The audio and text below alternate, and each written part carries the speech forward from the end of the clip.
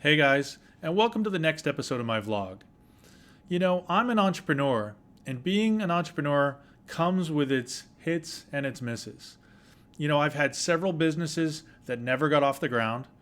I've had a couple very successful multi-million dollar consulting companies, but with my last business, I took a shot. I went for the big score. I went for building $100 million software as a service company. And after 2.5 years and over $1 million invested, I had to shut it down. That business was a killer financially. I liquidated everything I had. I ended up losing my house, losing my car, becoming severely in debt to friends and family. By the end of it, I was selling my stuff on Craigslist just to put food on the table. To make matters worse, I couldn't find work for about a year after shutting the company down. And so it wasn't until about a year ago that I started to get back on my feet and landed some consulting jobs. And I am now in a place where I'm making okay money, but I still owe my friends and family a lot. And it wasn't loans for the business that I could say, oh, you took a risk. We all did. This was people just helping me get by. And so that debt weighs heavily on me. And so the reason I'm on this journey is to figure out a way to get out of that hole and to get to the financial level that I want to be. A few months ago, tired of just making ends meet and making enough money to get by, I gave myself a goal to make $5 million in the next 3.5 years. This vlog is a result of setting that goal. I want to do more than I'm doing today. I can't take the shot like I did last time and try to score big. I need to find a way to keep my risk low, but keep my income potential high. Again, it's not about coming up with the best idea and then executing on it. It's more like finding your spirit animal. I spent almost 6 weeks coming up with a plan, and it involves starting 3 businesses. And honestly, I don't even think that's going to be enough to get to where I want to be. So I'm going to have to adjust along the way. All right, enough about my sad story. Let's get into it, and I'll talk to you about how I think about finding the right opportunities to start a business. Let's go. As I was mentioning, I think when it comes to determining the right business for you, it's a bit like finding your spirit animal in that you really have to evaluate where you are, what experience you have, and what interests you have, and try to line things up that way versus waiting for something to just spark your interest that you think could make a lot of money. So in the last video, I talked about how we should think about, or at least how I think about, the various aspects of our situation that play a factor. So, I want to spend a little bit of time. Let's say kind of what my situation is. So first thing is, when I think about time, there are very real considerations that I have when it comes to the amount of time that I could spend on a new business. So the first one is that I am currently doing some full-time consulting, and that is bringing in the bacon, right? That's where my income is coming from today, and it's full-time. So I need something that I can do as a side hustle, at least to start, because that income is important to me, and I need to work around that. Now, thankfully, that consulting is largely from home, and I do have some flexibility in the schedule. So that means that it doesn't just have to be between the hours of 8 p.m. and midnight. The second big consideration for me when it comes to time is that I'm a single dad. So I see my kids, or I have my kids with me every other week. So that means 50% of the time I have much more flexibility than 50% of the time where I'm doing things like getting them to and from school and sports and dance and all the other things that come with being a parent to young children. So I also have to take that into consideration when it comes to things like travel. So I can do some travel, but I couldn't do a company that would require me to travel a lot or all the time because I do have those family commitments. Now, when it comes to money, I talked a little bit about the money you can put in and the money you expect to take out. As I mentioned in the intro to this video, I've got a pretty big goal of what I want to get out of this business, right? So I've said that I want to generate $5 million in the next 3.5 years, which is a crazy goal, but it's my target. That's what I want to do. And that's much bigger than anything that I've done in the past. Now, when it comes to money in, I also am trying to, I guess, really make this a challenge for myself. When it comes to money in, I don't have a ton of money to put towards this. I think over the next 6 months getting things started, I can probably pull together $5,000 in an effort to get this company off the ground. So that's why I've called this vlog 5K to 5 million. That's my goal. Can I turn a $5,000 upfront business investment into $5 million total gathered over the next 3.5 years? Pretty tall order, but I think it's possible to do. So when it comes to experience, I did a little bit of a deep dive on this, and what I wanted to understand is what in my history am I good at? And there's a lot of different ways to think about that, but the way I chose to think about it was, what are the things that someone would pay to hear me talk about? What is something that I am qualified enough to teach people? Say, let's just say for a minimum amount, let's say someone would listen to me for an hour and I could educate them on some subject. So the first category of things that I thought about is just being an entrepreneur. What about being an entrepreneur? Do I feel qualified enough that I could teach other people? And you could see here, I'm not going to go through it in detail, but I created a bulleted list. The second thing that I came up with is I have been in the restaurant and retail space primarily for the last 12 to 15 years. So obviously I have a lot of skills and experience in that area. And so I outlined the things about restaurant and retail that were on my list for experiences. I've also done my fair share of working at technology companies, and my technology company work has largely been around tech companies that sell to restaurant and retail. So I have some experience working in tech companies, and some of my own startups have been tech companies. And then at the bottom, over the last year or so, I spent quite a bit of time working on artificial intelligence projects, and I've learned quite a bit. While I'm nowhere near a master in that area, I do feel that I could represent some of the more basic concepts to people. So I went through this list, and the first thing that I did after I created this list was I color-coded things. So as you can see here, the things that are listed in blue are things that I would be interested in teaching or talking to people about. The things that are in light gray are things that I could talk about but don't really interest me. There's some things that I know are valuable in the market, but quite frankly, I just don't get a lot of personal satisfaction from discussing or doing. And then the things in the black are just kind of things in the middle.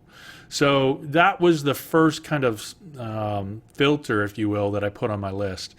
And then the second filter I put on the list, if you notice that the headings here, entrepreneur, I have italicized, and I've bolded restaurant and retail, technology company is plain, and artificial intelligence is italicized. What I'm trying to do here is classify what I believe my credibility in that space is. So I have been doing retail technology in the restaurant and retail space for a lot of years. I have some built up credibility. My personal brand carries some weight in those spaces. But as an entrepreneur, even though I've been an entrepreneur for the same amount of time, I'm not known as an entrepreneur. I don't have a calling card that says, hey, this is what Todd is, and people don't know me as a successful entrepreneur. So I put that as light, right? That's why I italicized it. When it comes to technology companies, I'm kind of in the middle. So some technology companies I've known at, specifically things like digital marketing companies and point of sale companies, but in others, not necessarily, and my name or my own personal brand may not have any weight there. And then lastly, on artificial intelligence, all I've done is some cool projects here in my house. Nobody in this world knows me to have anything to do with artificial intelligence. So I put that as light as well. So I've outlined the things that I think I have skills in. I've ranked them by things I like to do and things I don't like to do. And then I've also ranked them by how credible I think I am in the market. Now, credibility isn't the end all. There, you can definitely work in markets you don't have built-in credibility, but it's a leg up. So then the next thing I did was to think about things I'm interested in. That was the next thing down on our list. And again, let me see if I can make this bigger. So zoom in. We will. These are just things that I like to do. So I really love writing and speaking. I'm totally into learning artificial intelligence and machine learning. I think the possibilities for what that technology will enable are significant. I really think that voice systems like Alexa are going to be the next frontier for human interaction.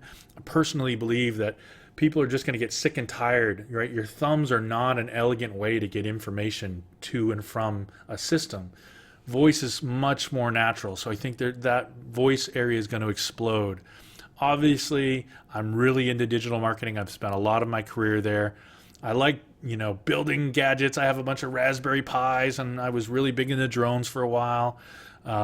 Fireworks, tell you what, if I could get paid the amount of money I want to make doing fireworks, I would do that all day long. I absolutely love doing fireworks. And then stand-up comedy. I got into stand-up comedy a few years ago. I really enjoyed doing it. I've fallen out of it a little bit over the last year or so, but mostly because other things have taken a priority. But again, I wanted to put it on the things that I really enjoy doing.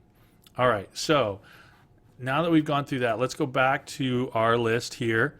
So we've talked about experience. I talked a little bit about risks, or a little bit about interests. Now let's talk about risk. So my risk profile generally when it comes to these new business ventures is low. So when it comes to risk, I'm pretty adverse right now.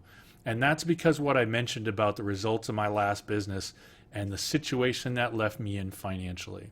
So while I have large, top line goals, the risk that I'm willing to lay out for these businesses to be successful isn't quite as high. So, some people would say, hey, Todd, starting a business is really risky to start with. I think your risk tolerance is pretty high.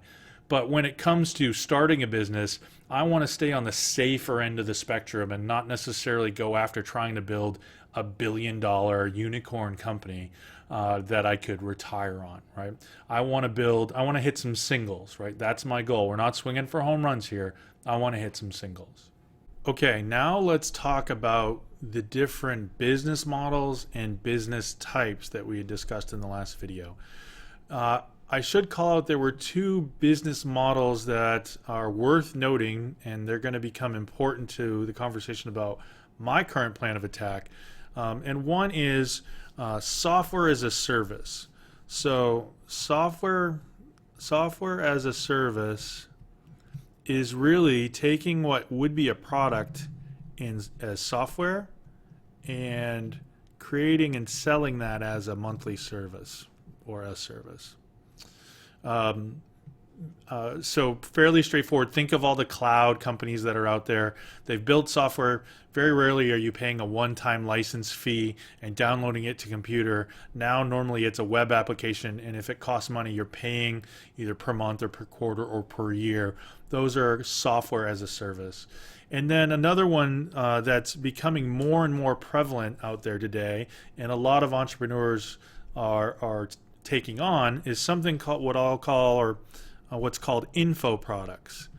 So what info products are really a combination of products, services, and content. So I'm going to just draw a box around this here. All right, it's kind of all three. And what this basically is think about if you were going to be a consultant and provide a service to companies, and you were going to teach them, let's say in my case, how to do email marketing.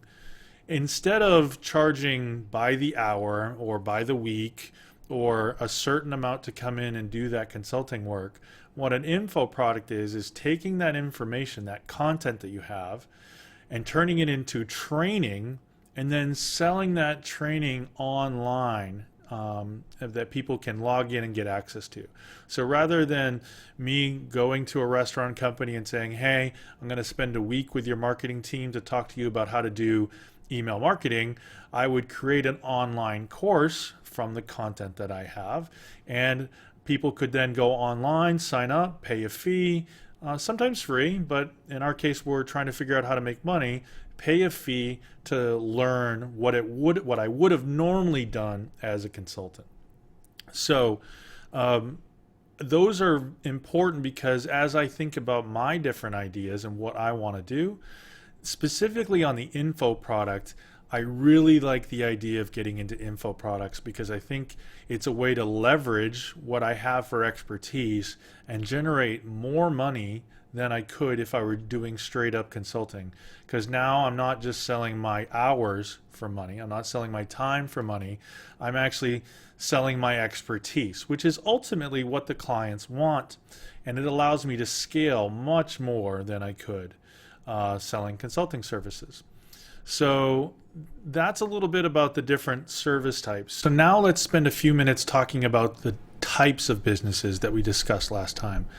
So if I were to think about these and kind of force rank them by where I want to spend my time, I would do it like this. So problem-based businesses, businesses that solve a problem, tend to be easier to sell but make lower money. That's not always the case, but if you can fix someone's problem, they tend to be more interested in buying them, but you're only going to be able to get the value of the problem that you're solving. Whereas if you look at desire-based businesses tend to make more money. If you want to help somebody become something or have something they don't have or that they really want, you tend to be able to charge more, but that sales cycle tends to be a little bit heavier, right? So you're not fixing a pain point, you're trying to help them achieve something they want. So that sales cycle can be harder or longer, etc. If I think about passion businesses are obviously the most fun to do because you are passionate. But as I mentioned before, I'm worried that what I'm passionate about today is going to be not something I'm passionate about tomorrow. And if I invest a lot of energy now, I don't want to find myself in a spot where, I've over committed to that. So I'm actually going to give that a D. And then I'm going to come back to, opportunity-based businesses. And the reason I give this one a C at all is that I'm very much into artificial intelligence, and I think that's an opportunity that's going to explode over the next few years.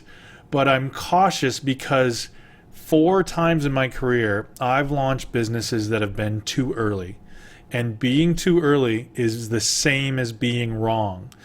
I launched a business back in 2013 that it's still too early for today.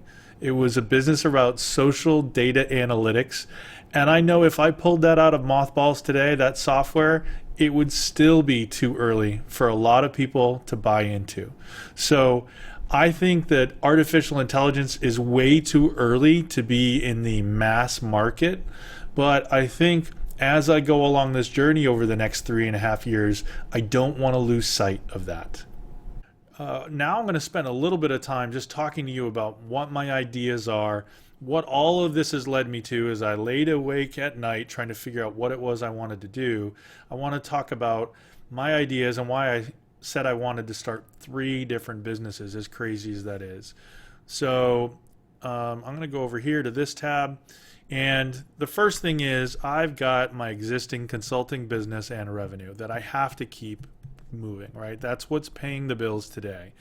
Now, consulting is one of those funny things where even though the contract I have now could easily be for 1.5 to 2 years, that's the type of term we've talked about with my client, software or consulting agreements tend to be very flexible in the amount of time. My last consulting agreement, we agreed on a 6-month term, and 3 months into it, the client came to me and said, "Hey, my sales have dropped dramatically over the last couple months.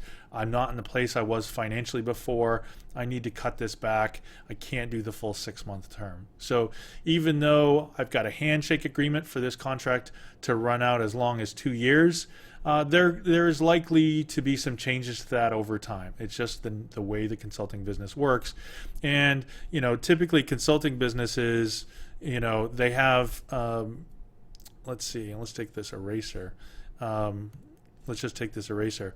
You finish one gig, you might have a gap, and then you do another, and that one might be shorter.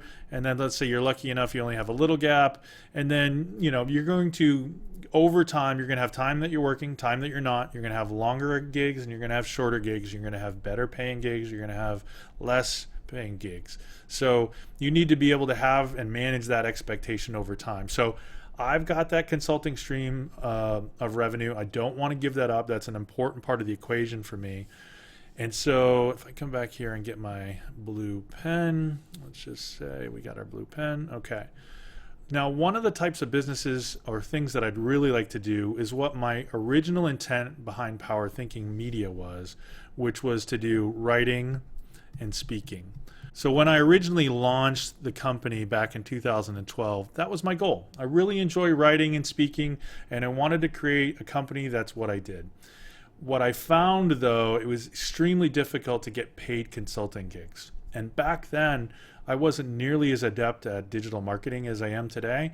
And so I was trying to book all these engagements through cold calling people, through using my network, and I really found it a struggle to get paying gigs. I was able to speak a fair amount, but it was one of those typical things where they would say, "Hey, I've got an audience, I've put on an event, and I've got a whole bunch of people that are going to be sitting in a room. You've got some great knowledge and content. Why don't we just trade and leave that whole money thing aside?" And while it was good exposure for me, and I got my name out in front of a bunch of people, it didn't exactly pay the bills, and I was forced to pivot into a consulting company. That's how Power Thinking Media turned from a speaking and writing company into a consulting company.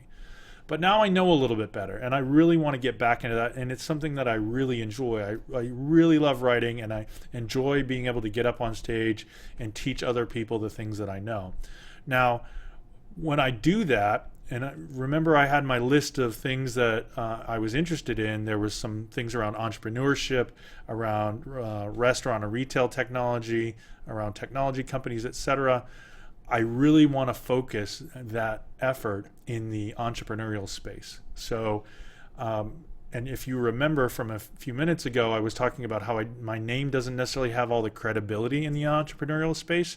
And I think it's going to take some time, or I think it would be worth investing some time to up my credibility in that space. Believe it or not, this vlog is one of those efforts. I also intend to write a book, and writing a book takes time.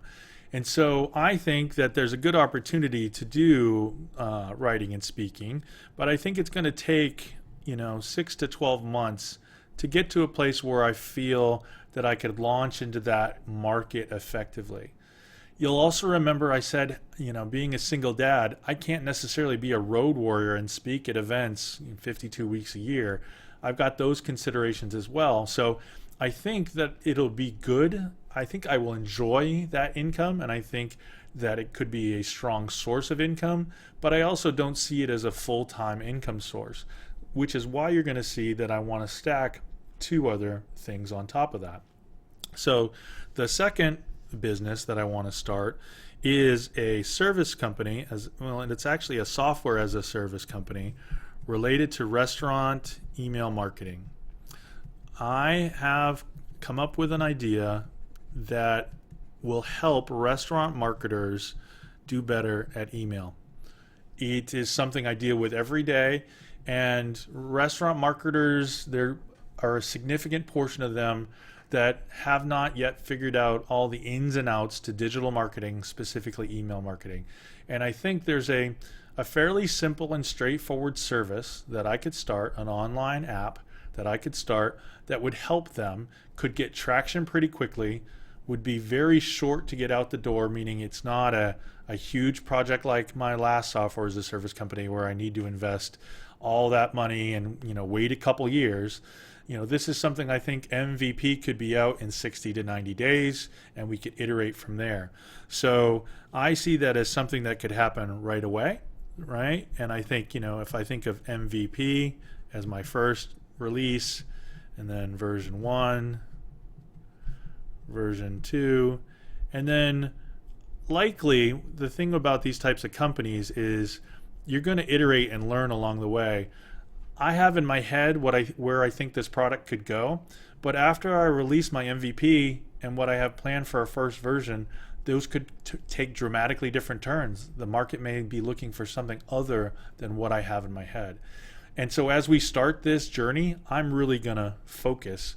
I'm going to take you along for the ride as we build that software as a service company. That's what this vlog is going to cover, at least to start, because I'm going to start there. And then the final thing I'll talk about is the info products. The info products. So I think that I definitely could come up with several things that I do as a consultant today and things that I want to do related to helping entrepreneurs, package those up into comprehensive online classes and sell that into the marketplace. I think that some of them will likely be free and an effort to help build my brand, and some of those would be paid for. And I'm excited by that because out of everything that I've listed, that I believe has the most ability to scale. So I think that I really want to focus on getting this software as a service off the ground to start. So I see the info product part of the journey starting later, but I think it's definitely part of the equation for me. Now, if everything were to go right and everything that I've drawn here, I still don't get to my $5 million number. I think best case, if everything hit on all cylinders, which it won't, I think this is about $3 to $3.5 million worth of revenue if it all went right. And it's not all going to go right. I've been there, done that. I know that's the case. So there needs to be some work along the way to get to my goal. But what's important here is I've decided to get started. If I waited to come up with a perfect plan that I felt could get me all the way to my target, I would never get started. It took me 6 weeks to come up with this plan, and I already feel behind. 6 weeks into a 3.5-year plan, and I look at that 6 weeks as, oh man, I wish I had started earlier because I could change on the way. So many people wait for the perfect opportunity, and I can tell you that it's not about the right idea and the perfect opportunity. It's about getting started. So I definitely want to get started with this. This doesn't get me all the way to where I need to be, and there's a couple of things about this that don't check all the boxes for me personally. One is there's not a lot of artificial intelligence and machine learning here, so that's something I'd like to figure out along the way. I'd really like to get my kids involved in some level of some of these businesses, and there's nothing super obvious to me about these types of businesses where they could get involved, although I want to explore that along the way. But what I think is a reality is that I think over time there's going to be experiments that I do, small little projects that I pick up and try different things to see if there might be opportunities to turn that either into a business or an extension of one of the other businesses, etc. So there you have it, guys. That's my current plan. That's my approach for how to turn $5,000 into $5 million. I know that's super high level and I'm just drawing on the screen right now, but what I'm going to do is, if you follow along with this journey, we're going to go and break this down into everything that needs to be done, starting with that software as a service company.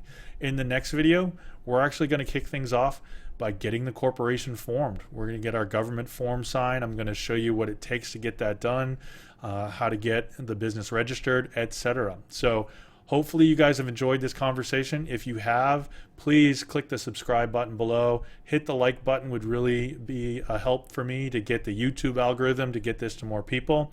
I appreciate it. I know this was another long one, but I appreciate your time, and I'll see you on the next episode.